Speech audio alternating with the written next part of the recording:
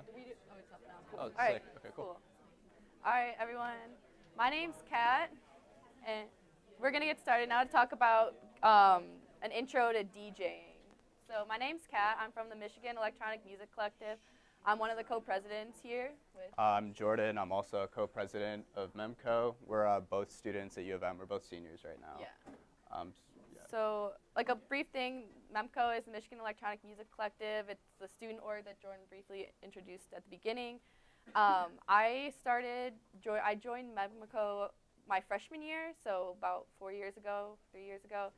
And I joined because I wanted to meet a lot of people to get started, thus like going to concerts with other people. And in the club, I was taught by senior members who knew how to DJ, and like the knowledge has continued to be passed down in our club, sharing what we know with each other. Yeah, I also joined my freshman year. I went to a party that MEDMA at the time, now MEMCO, was throwing in a basement on South Campus, and it was like the first time I saw kids my age, dancing, like completely feeling themselves, eyes closed, didn't care what other people were thinking. I was like, what is this? I started dancing myself, and little did I know we were dancing to techno, which was born, a genre of electronic music that was born, a 40-minute drive from here. So this whole past three and a half years has been a crazy learning experience for me. And like Kat mentioned, it's like MEMCO sort of exists to, I guess, keep that tradition of teaching and learning, party throwing, teaching people how to DJ. This is our own house setup, all that good stuff sort of in the Ann Arbor area for UMich students, for other students from EMU and other local schools.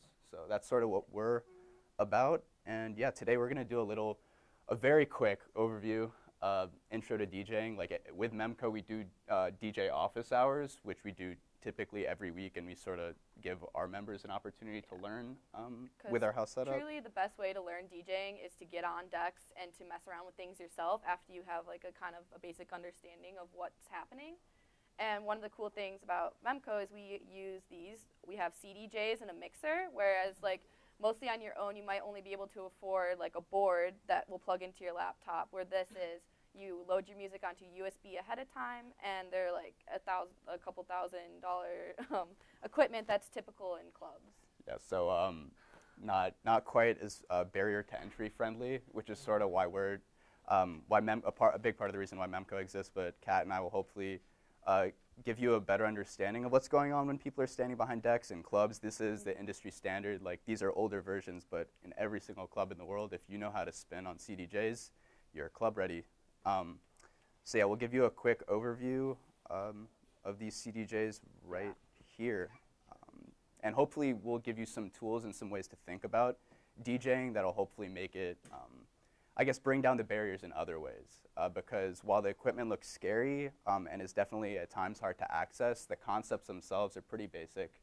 And there are a lot of different ways to sort of go about teaching yourself how to be ready if you ever find yourself behind these. Yeah. So at a start, like, DJing is about choosing the song that's going to be playing next for the crowd. So what it is you're playing, or you had your thing about when you thought they were making. Like, right, yeah, so yeah, the first time I ever, and I don't know if anyone has shared this experience, like raise your hand if you had. The first time I ever saw these, like in a club, I thought people were making music with them. Like, I thought they were instruments.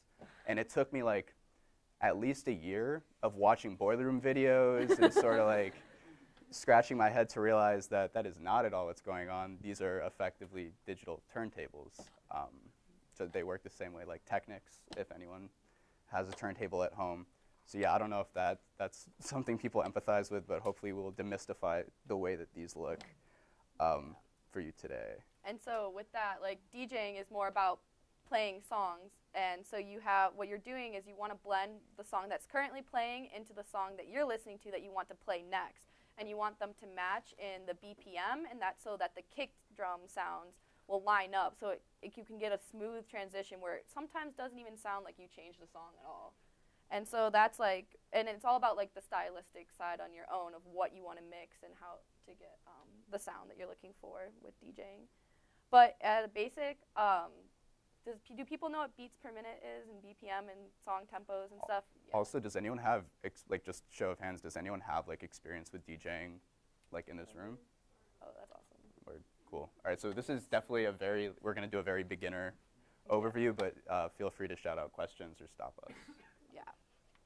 Okay, so we have here, this is the CDJ, one of them, and then the other one's over here, and combined here is the mixer. So what will happen is you'll have a song that's loaded onto this, which is acting like a turntable, and the channel connects into the mixer, and so what you're doing is these are the gains, and what happens is you'll have one song that's playing, and the gain is up on it, and then the other song you can change to bring in, but it's more better to explain with a song going, so yeah, all right, I'll play it.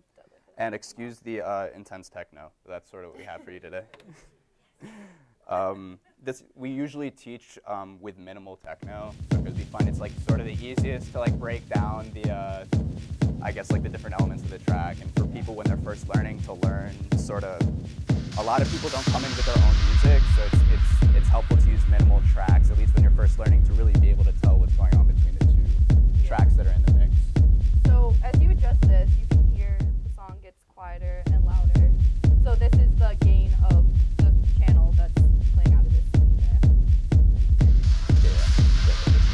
Well, I can mix it in right now. So you can see, like right now, this song is at 123 beats per minute, and this other song that we want to bring in is at 127, but that doesn't match. So you want to either speed up the one that's currently playing or slow down the other track until the 2 beats per minute are the same. So these are nice because they give the decimal point, but people who DJ with vinyl are listening to that and adjusting based on the sound. yeah, and before we bring that new track in, just a few key things to be looking at over here.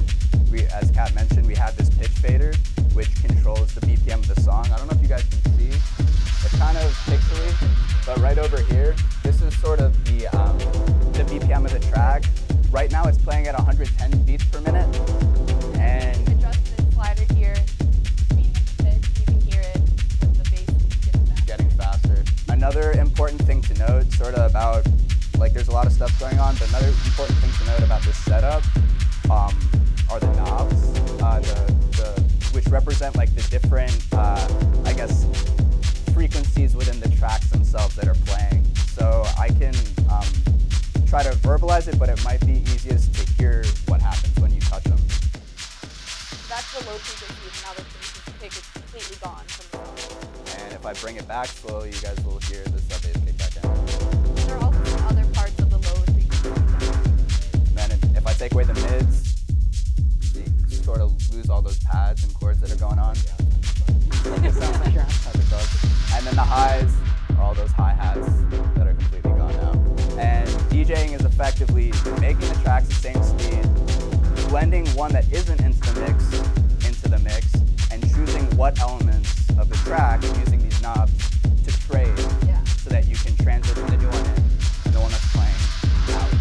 Yeah, and so to bring in another song, because I'm going to start tapping out on the beat to try to match them up, and they're not going to be matched at first, so we don't want people in the crowd to hear that. So if this were up all the way, you could hear it as I'm tapping it out, but I don't want that, and so I'm going to use headphones, and these ones here, send it to your headphones. These are Q buttons, so this is saying that channel 2 will be sending, and it plays out of here. Yeah, and I think something that you mentioned before we spoke was that an important part about DJing is it's always being one track ahead of the crowd. So I'm going to be listening to the next song and knowing what's happening, and then I'll bring it in, and you'll be able to hear like as you bring it in. So yeah, you are essentially ahead by a track or so. Okay. So these being up is for the speakers being out, and then these turning on is for the headphones.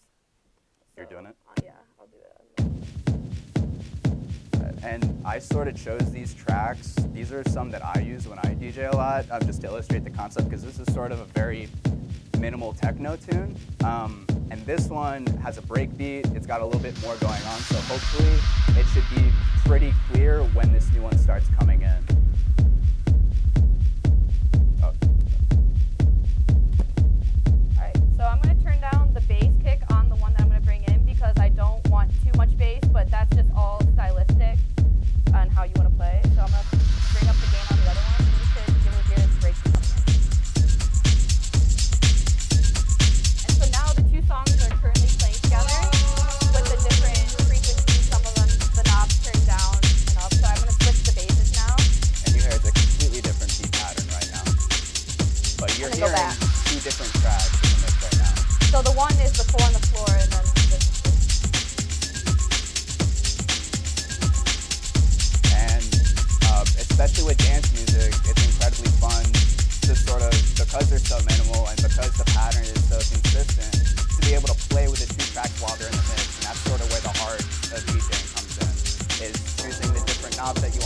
manipulate, maybe adding some effects, and letting them sort of, as Kat says, play with each other. Yeah, like it's like let them mingle or like play with each other out in the So like the past 40 seconds you've been hearing 2 tracks simultaneously. And then eventually how you decide to fade out the track is totally up to you. You can do quick, you can sort of fade it out slowly. This is sort of DJing. So I think this might be a good place to sort of stop for a second and take questions.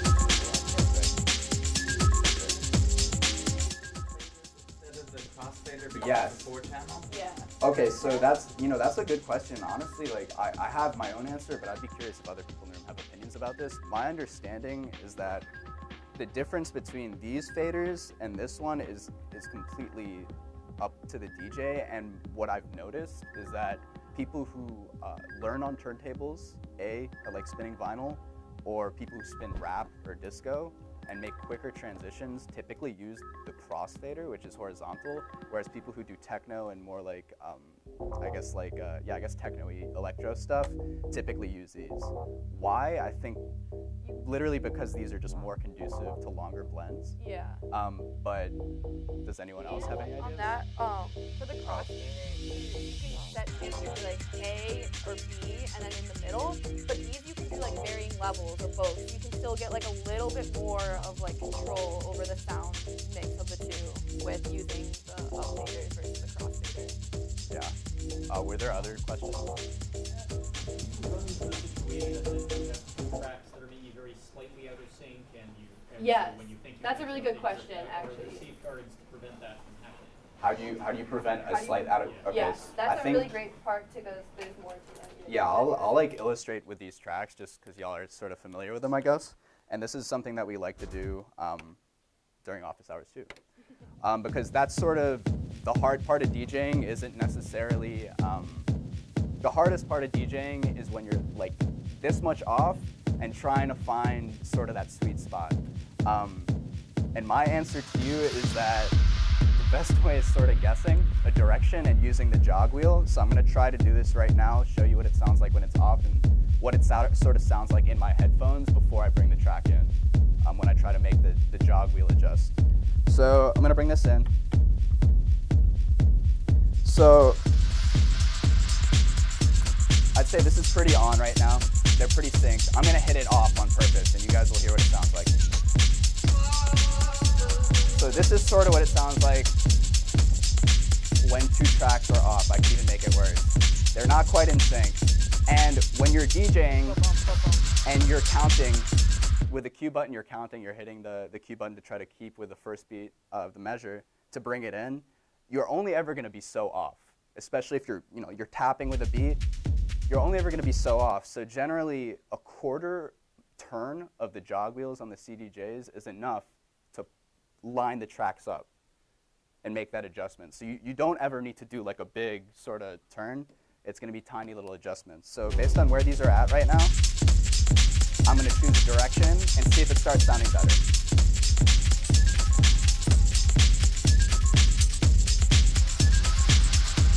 And now I'd say they're in. So that's like essentially when you see DJs toying with the CDJs before they bring in a new track and they're just doing this, they're making sure that those tracks are perfectly on before they bring it in. And now it's in sync. So that's the hardest part, I'd say. So that was a dope question. Yeah, that was really good. I'm going to get to the back because I haven't asked. 2 questions. When you said the Q button, is that Q like Q-U-E-U-E? It Q- says Q- CUE. Or CUE. But it's kind of like the same thing because it is what's queued up, like Q-U-E-U-E. What's queued up next. But the Q button, it's on a track, you set where the first beat of the track you want to play is, because when you tap on this button that says CUE, it starts there. And you want it to most likely to be the downbeat because you want to line those kicks up. So you hear it's the boom, boom part of it. So that's what this button is. You hit it, and when you let go, it stops. I don't know. It is like trying to set up the first beat of it. That's what we were saying, is like tapping the cue button. And then once you like where it's playing, you press play and let go. And so that's. Yeah, and to add to that answer, we'll show you guys the software, hopefully if you get to it. I don't know if you guys can see, I think it's on this side. They're like these sort of little tiny dots that you could see on the track.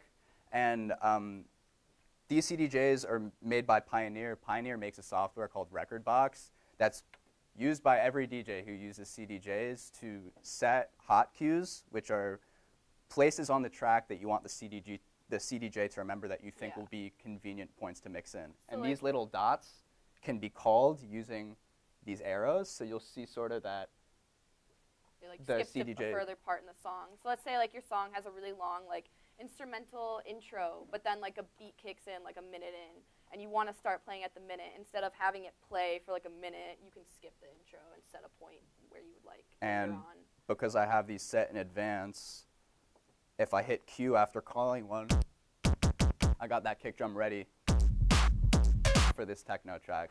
Yeah, super intense. Kind of sounds like the one that you just made. Yeah. Other questions? Or was that all your questions? And the other question was, so is it one of the sides is the music you're listening to in your headphones to prepare for the next, and the other one is what it's currently playing? Yeah. And then they switch back and forth. And which side is which, or can so you choose? We have the left one set up. There's 4 channels on our mixer, and we just like it so that like it's on the left side of one of the channels. So we set it into channel 2, and then the one on the right is set it to 3. So what happens is like for right now, the way these are adjusted, I think it's the right way. All right, so it's the right one right now is playing. And then the next time you want to bring in a song, you'll start using the left side. So that's when you cue it up and you are messing with the left side, listening to it. And then you'll have the left side playing, let's say, I don't have to be on, but it's way different. So I'm just going to switch back. All right.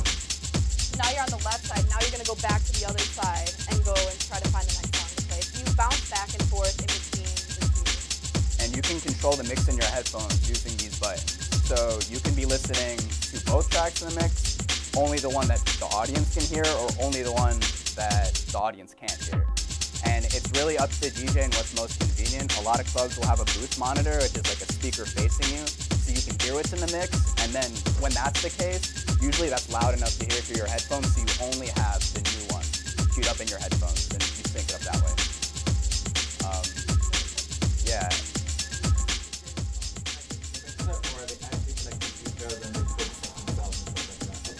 That's okay. Yeah, so that is a good question. That's a good question. We have the old CDJs. We had older ones that were like from 2010 or something, and they could not be connected. But these newer ones are connected by, I think it's an Ethernet cable actually. It's a link cable, yeah. A link, what they call a link cable. And so you can use one USB now. Before you had to bring 2 USBs and put 2 playlists on it of all the songs that you want, because you are going from the left to the right to the left and back. But now with the link cable, you can have one, and you can access all those songs that are on the other. And they do have a sync function on these ones. Yeah. With regards to the sync function, which I think you see right here, that we tell people don't touch that button. I don't know what happens when you touch that button. Bad things happen when you touch the button, and we try to stay away from it because it's always best to try to learn to DJ by ear.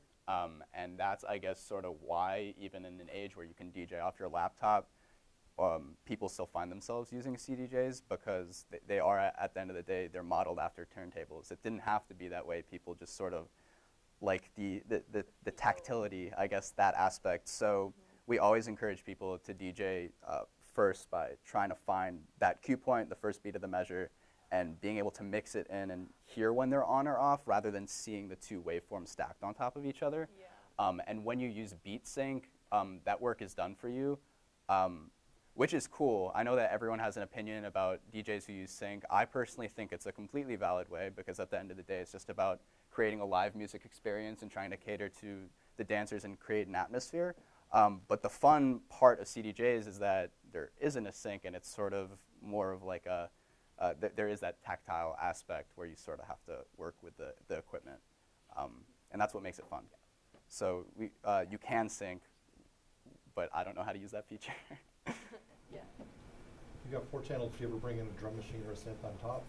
No one has ever done that, but we have had like the CDJs and turntables, so vinyl playing, so you can go back and forth. I know that But like that'd be there fun, are so you hybrid can- live sets that do yeah. that. Like I know a lot of like DJs and producers who like make their own music will do a DJ set with music that isn't theirs, but then also like add elements to their own tracks or like That'd be really fun. soup up a mix of a track for a specific live audience. But we haven't done that, but maybe we should. I have a question about prep. So, do you guys typically work with obviously large files, right? Yeah. Or like, how do you get? So I guess how do you get your music? You probably have to buy it, right? And then, because I've actually DJed with Algorithm DJ, which is software for the Mac that it integrates with Spotify. Okay. And so that for me has worked really well. But so how do you contend with the file management aspect of it and like prepping the beat matching and all that stuff? So for files that we use with using a USB, they're MP3 files that you get. There are a few other formats that are supported, but like FLAC isn't supported with the CDJs. And then you load those into the record box software that we mentioned that's made by Pioneer. And that's the way that they can analyze the tracks ahead of time and give you things like the BPM. So that when you pull it up on the screen, you'll see the waveform, you'll see the BPM, and you can set those cue points. But it is like you have to create a library, and I usually just have all my songs in a folder.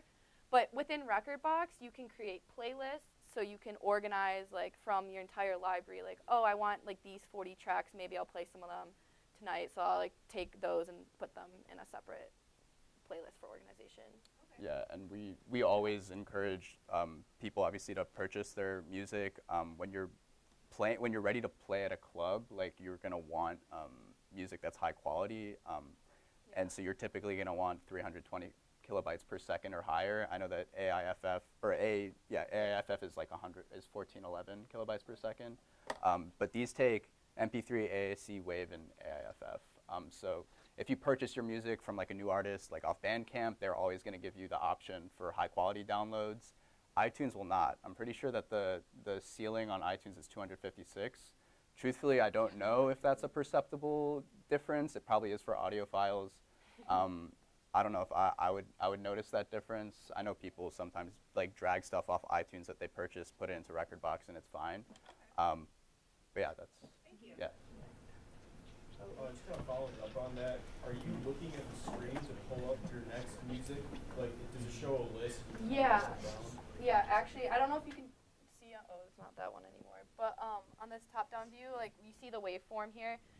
There's a button here that I'm going to press, it's back, and now you can see there's a list of songs that you go through, click a new one, and then it loads, and so you have another track. Yeah. And do you want to just like move forward with the? So I think we only have 5 minutes left, right? Yeah. So I just wanted to give like a very like sort of quick. I think the Robert Hood one is good. Yeah. So I was mentioning that barriers to entry to equipment like this very high, and we appreciate that. So there are a few things that I sort of think could be helpful if you're interested in DJing. And I think the first one is watching boiler room videos.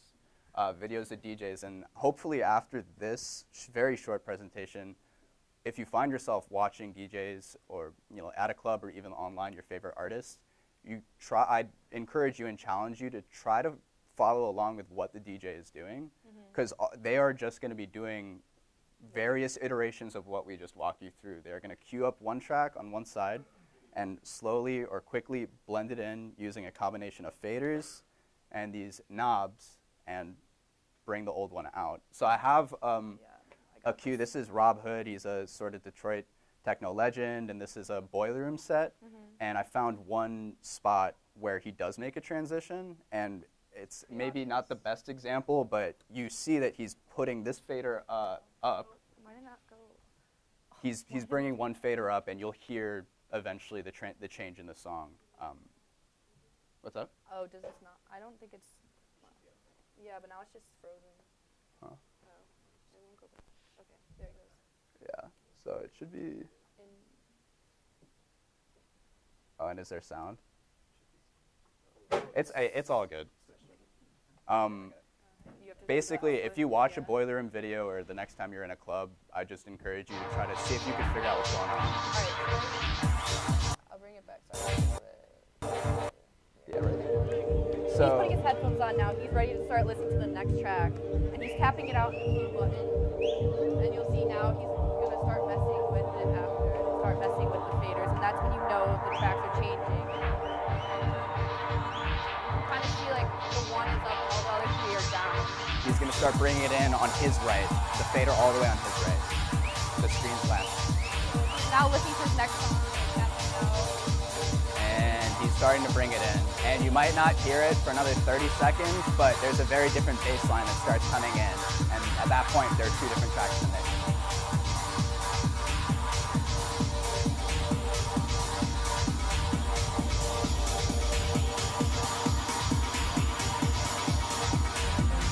Now they're both playing together. This is a completely different track, and you're hearing two different tracks in the mix. So I guess you guys are now DJ set literate. So yeah, and you'll always find people who put track IDs in the YouTube comments, and they break down, you know, like sort of when the tracks are changing in the set. So not only is it a good way to understand sort of what's going on when people DJ, but it's also a great way to find music. So that's one, I guess, suggestion moving forward. Now, yeah. And the other thing I just wanted to briefly mention was Rekordbox. Again, it's free software, and I just have a screenshot of it at the very end. It's what's used to load up your USBs and make them CDJ ready, but you can also drag your own music into the program itself, analyze them, and do your own sort of improvised DJing with it, and it's completely free. They don't have the highs, mids, and lows, but you can crossfade songs. You can like still start to hear what it would sound like if you were trying to mix them together. Yeah. So that's sort of it that we have. So thank you.